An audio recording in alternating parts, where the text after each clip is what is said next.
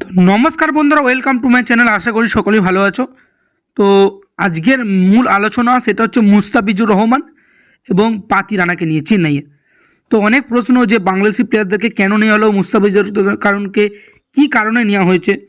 তো আমি আজ এই ভিডিওতে বিস্তারিত আলোচনা করতে চলেছি মুস্তাফিজুর রহমানকে 2 কোটি বেস্ট প্রাইজে নেওয়ার মানেটা কি। সিএসকে কি ভালো কাজটি করলো, না সিএসকে কোনো ক্ষতি হলো, তো এই নিয়ে আজকের আলোচনা। তো যদি ভিডিওটি ভালো লাগে লাইক এবং চ্যানেলে কিন্তু নতুন হলে সাবস্ক্রাইব করতে একদমই ভুলো না। তো প্রথমেই যদি বলা যায় যে মুস্তাফিজুর রহমান, তো মুস্তাফিজুর রহমানের মধ্যে যে কোয়ালিটি রয়েছে সে বিষয়ে কোনো সন্দেহ নেই। তো একসময় কিন্তু যে বছর হায়দ্রাবাদ চ্যাম্পিয়ন হয়েছিল সে বছর কিন্তু মুস্তাফিজুর রহমানের জন্যই হয়েছিল, এটা কিন্তু বলতে পারো। তার 90% কিন্তু তার কৃতিত্ব ছিল, তিনি যেভাবে তার ধারালো বোলিং শুরু করেছিলেন। কিন্তু বর্তমান সাম্প্রতিক ফর্ম যদি দেখা যায়, মুস্তাফিজুর রহমান কিন্তু একদমই ব্যর্থ।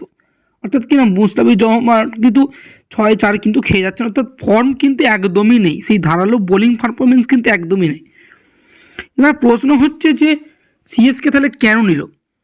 তো ধোনিকে একজন একটা ইন্টারভিউতে প্রশ্ন করেছিল, তখন ধোনি কিন্তু বলেছেন যে পাতি রানাকে খেলানো প্রথম 11 হবে, অর্থাৎ প্লেইং 11 হবে, কিন্তু পাতি রানার যদি চোট হয়ে যায় তার বিকল্প হিসেবে কিন্তু মুস্তাফিজুর রহমানকে রেখেছে। তো আমি বলবো খুবই একটা ভালো সিদ্ধান্ত।